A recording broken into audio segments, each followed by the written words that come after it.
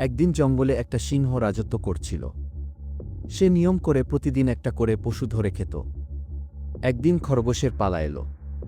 ছোট্ট খরগোশ তো ভীষণ চিন্তায় পড়ে গেল। বাঁচার জন্য একটা বুদ্ধি আঁটল। সে সিংহের কাছে যেতে অনেক দেরি করে পৌঁছাল। সিংহ রেগে গর্জন করে বলল, এত দেরি কেন? খরগোশ মাথা নিচু করে বলল, মহারাজ, আসলে আমরা একসঙ্গে 5টা খরগোশ এসেছিলাম। কিন্তু পথে আরেকটা সিংহ আমাদের থামিয়ে বলল, এই জঙ্গল এখন ওর। সে আমাকে ছাড়া বাকিদের খেয়ে ফেলেছে গি। সিংহ চটে গিয়ে বলল, কোথায় সেই সাহসী সিংহ? আমাকে দেখাও। খরগোশ সিংহকে নিয়ে গেল একটা কুয়োর কাছে। কুয়োর পানিতে সিংহের নিজের প্রতিবিম্ব দেখা যাচ্ছিল। সিংহ ভাবল, এই তো সেই সিংহ। সে রাগে ফুঁসতে ফুঁসতে পানিতে ঝাঁপ দিল আর ডুবে গেল। খরগোশ আনন্দে লাফাতে লাফাতে বাকি খরগোশদের খবর দিল, আজ থেকে আমাদের আর ভয় নেই।